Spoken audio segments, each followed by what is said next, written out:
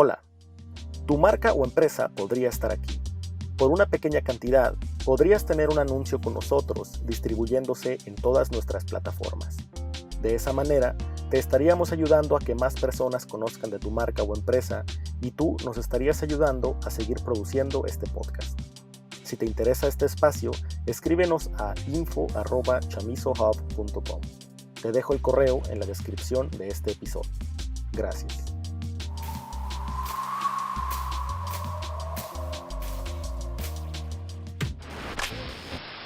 Que le habían otorgado la Cámara de Diputados. Este proceso, según versiones tanto de Jesús. Las autoridades anunciaron una joven mexicana y su hijo de 9 meses permanecen en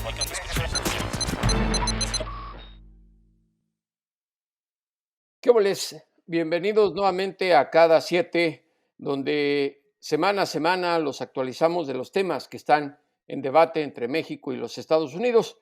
En esta ocasión contamos con un muy querido amigo que reside en El Paso, Texas.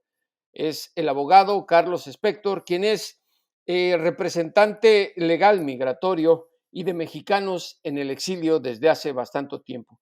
Un hombre bastante reconocido por su labor altruista que hace en favor de los migrantes en esa región de la frontera México-Estados Unidos. Carlos, muchísimas gracias por aceptar esta invitación en Cada 7. Jesús, un gran placer estar con ustedes. Un placer realmente.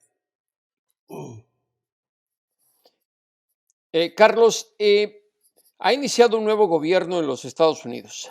Joe Biden, desde el primer día de su mandato, dio a conocer el proyecto de ley de reforma de inmigración en Estados Unidos, que después de 4 años de, digamos, de tormentos de Donald Trump, se sintió hasta un alivio.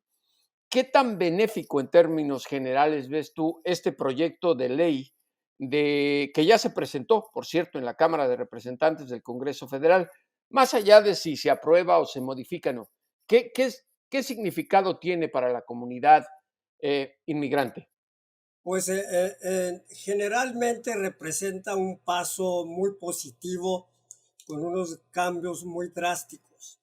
Por otro lado, representa la restauración del pasado, donde realmente lo que estamos haciendo es empezando de nuevo, es decir, regresando a 1965, con lo que teníamos y lo que nos quitaron desde 96 bajo la administración y cada administración desde 96 al presente. Hay algunos cambios muy beneficiosos para las comunidades y por otro lado muchas cosas que intenta a las cláusulas y reformas nuevas realmente es eliminar lo que se ha hecho a través de gobiernos muy anti-inmigrantes desde 96 al presente y ahí podemos discutir cuáles son ahorita. Por ejemplo, Carlos, a ver, eso es muy interesante. Si nos dieras unos ejemplos de eso que tú nos estás mencionando, que me parece la comunidad debe saber. Pues mira, por ejemplo, la ley actual se inicia en 1965 bajo la administración de el presidente Kennedy, con un énfasis sobre la unidad familiar y la reunificación de familias, y a la vez con un intento liberal de ampliar el alcance de la ley con ese fin en mente. A través de los años han hecho todo posible para eliminar ese énfasis, destruyendo no solamente el reto, la tradición y la historia del país, pero realmente criminalizando todo el proceso de migración, acabando actualmente con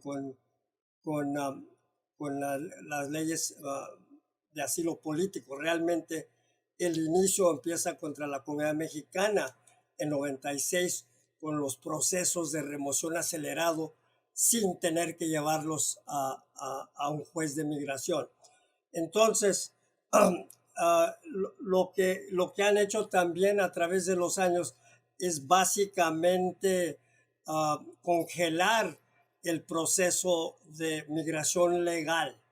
No solamente era cuestión de encarcelar ah, ah, y identificar y deportar a la comunidad indocumentada y hacer todo posible para descalificarlo por cualquier remedio. Pero realmente después de que acabaron con la comunidad indocumentada, realmente en los últimos 4 o 5 años fueron acabando con el reto histórico que ha sido de la derecha dura, de básicamente acabar con la migración legal y con el asilo político, que sería parte del proceso legal. Pero, por ejemplo, una cosa que realmente aquí en la frontera, y especialmente hablando de la comunidad mexicana, que ha dividido a familias, es el famoso castigo de 10 años, de que si has vivido aquí más de un año y vas a Juárez a arreglarte como mexicano, te castigan 10 años, sencillamente por haber estado con la familia.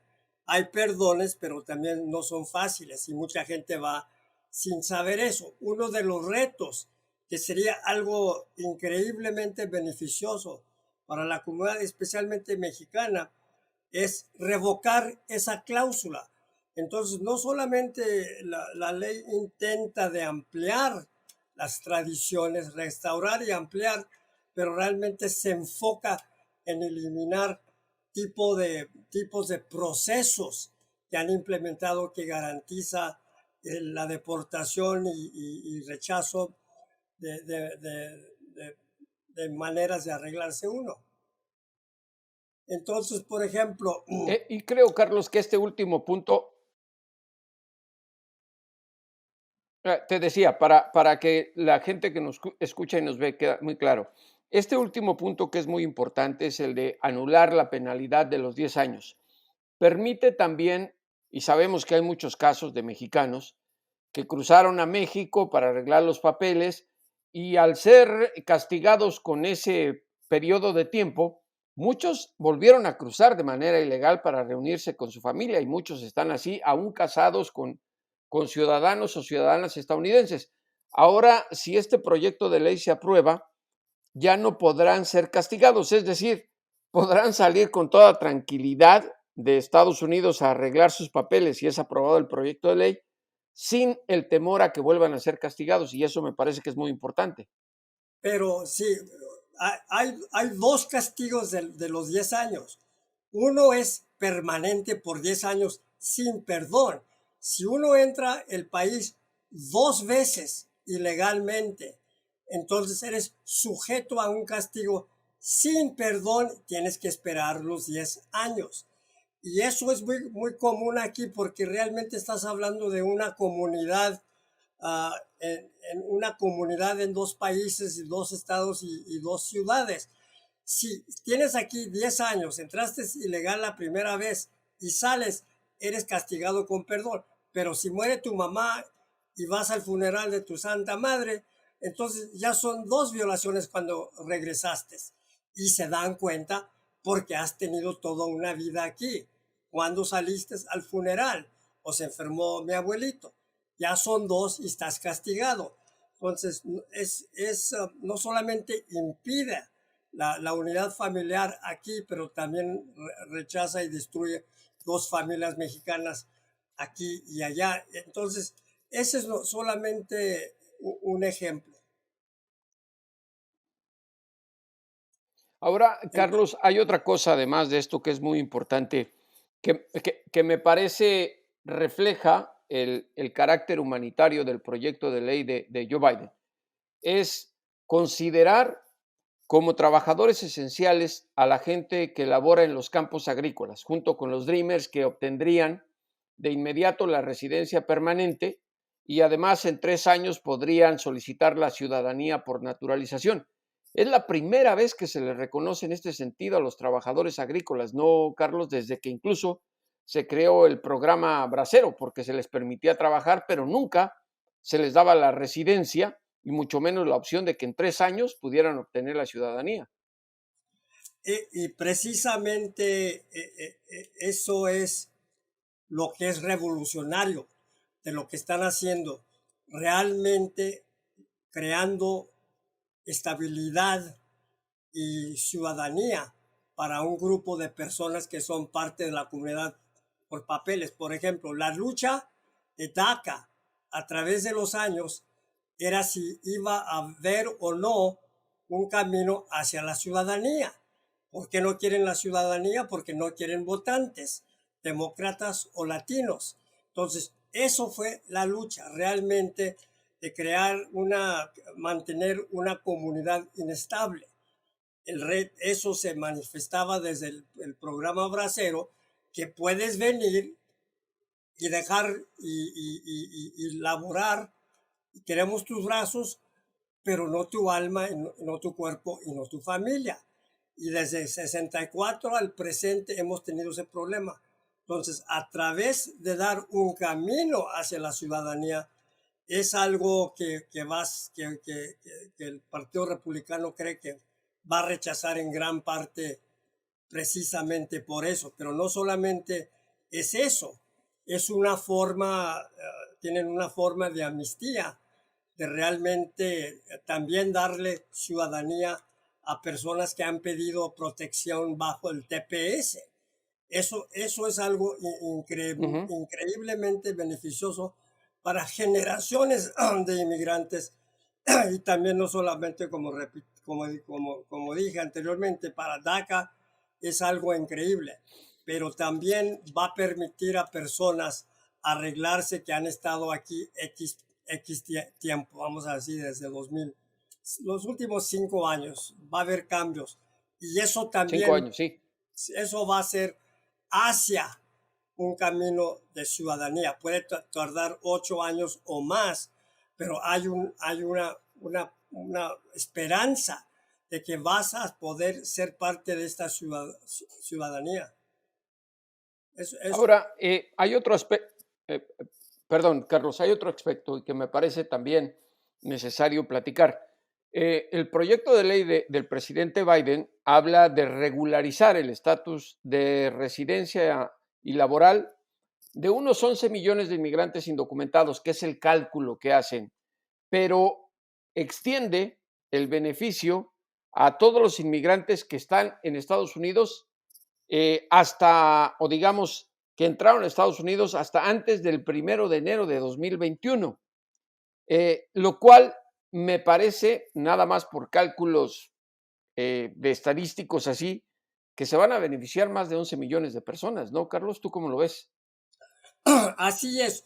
Obviamente eso yo creo que se va a negociar.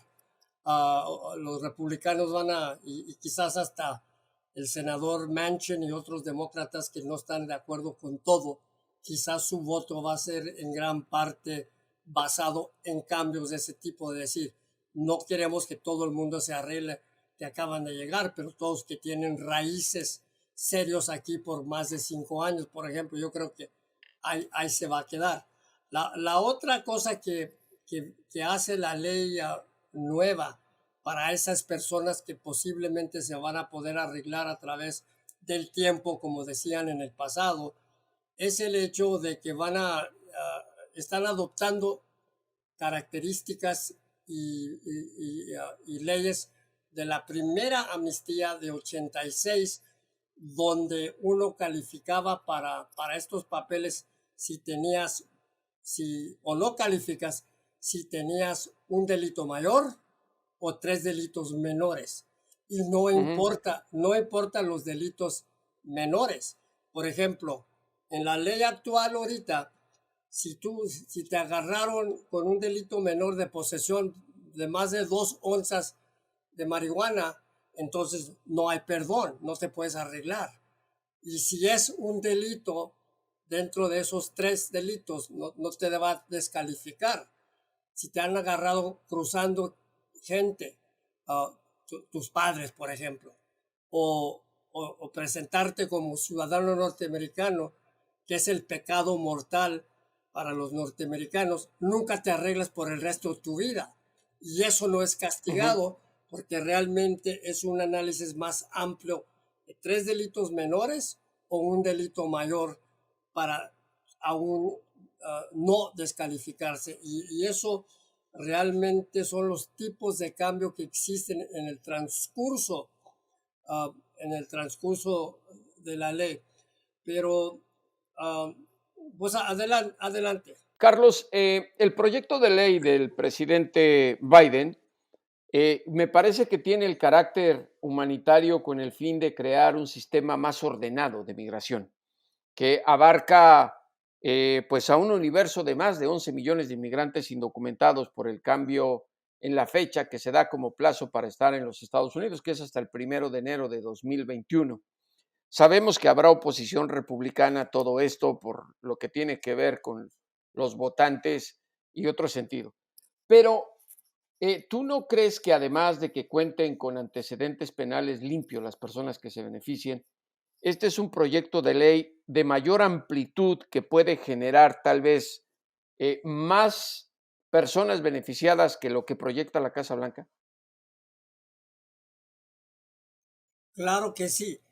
Mira, y es en los detalles, ah, como estamos discutiendo las secciones de la ley que han cambiado o que han creado para ampliar la, la- la capacidad de regularizar a tanta gente. Pero lo que es muy importante es que este proyecto de ley marca un cambio drástico en la política migratoria por más de 50 años.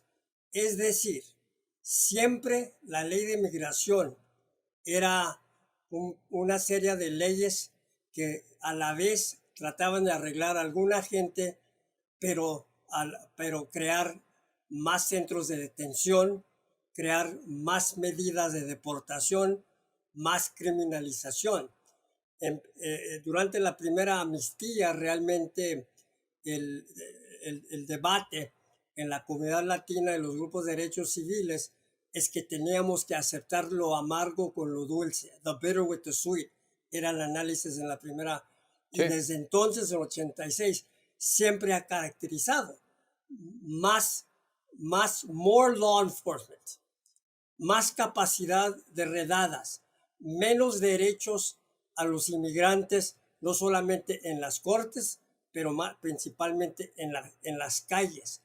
Y en este proyecto de ley, realmente, salvo un énfasis sobre más tecnología moderna, no más muros, no más centros de detención, inclusive es cuestión de eliminar el proceso, de crear alternativas a detención masiva con grilletes, con supervisión, y con más capacidad de salir bajo detención.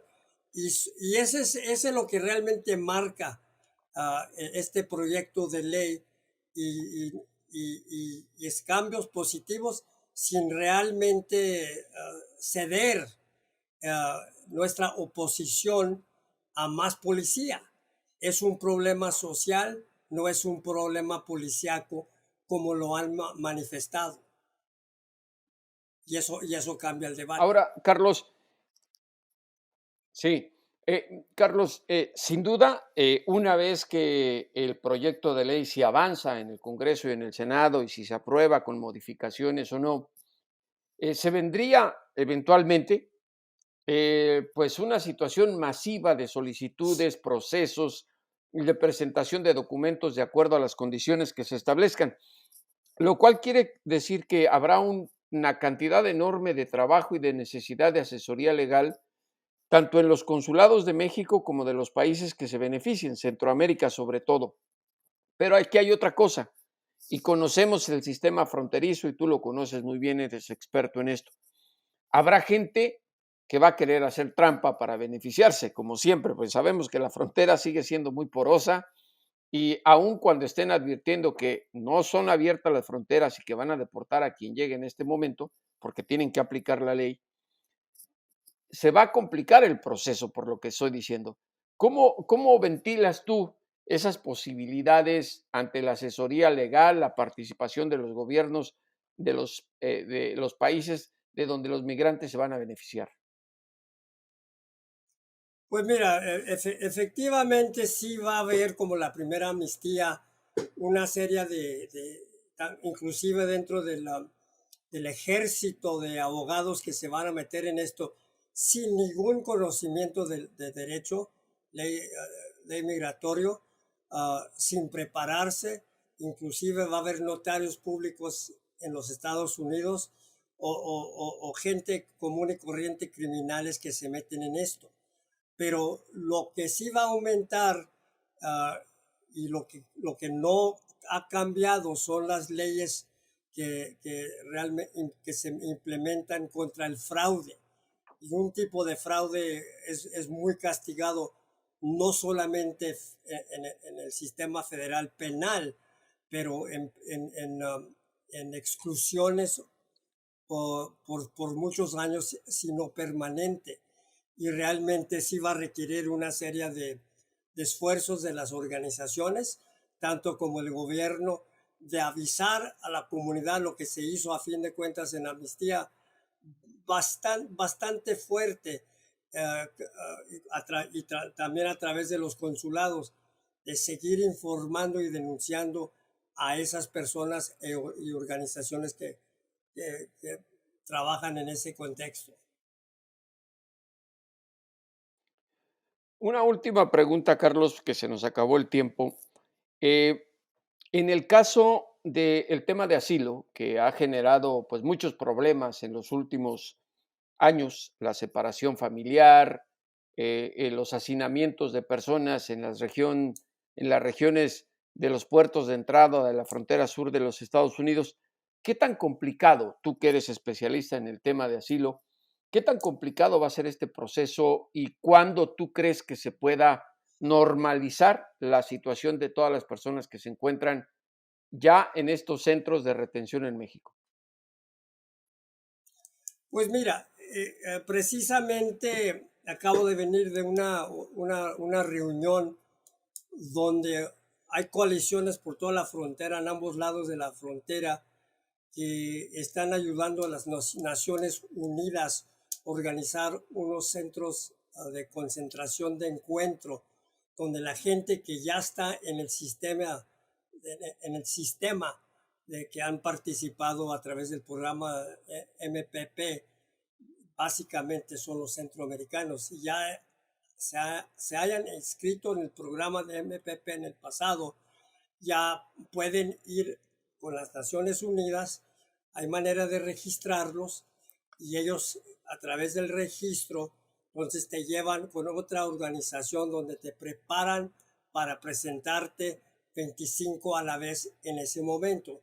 Entonces es un esfuerzo para regularizar la migración, la migración legal. Es un primer paso muy importante, pero lo trágico, creo que una de las cosas malas, es que en un sentido realmente no ha pasado realmente nada, por varias razones, y principalmente todavía, aunque van a emplear más jueces, no han cambiado el sistema de las cortes, no han cambiado el sistema de contratar a jueces que todos eran ex migra, militar o policía, con una política anti-inmigrante que realmente explica el hecho de que el 98% de los mexicanos y centroamericanos, sus casos son negados. Entonces la estructura, los procesos básicamente son igual. Quieren revivir la discreción que tenían, pero esa discreción se usaba para negar. Entonces no ha cambiado nada en ese sentido. Y lo trágico ahorita, y yo básicamente, como el abogado de mexicanos en exilio y como mexicano que tengo la doble nacionalidad, me preocupo principalmente por mexicanos porque estamos en la frontera. Ellos no benefician de estos cambios para nada. El sistema que existía hace una semana todavía se implementa y se va a implementar contra la comunidad mexicana.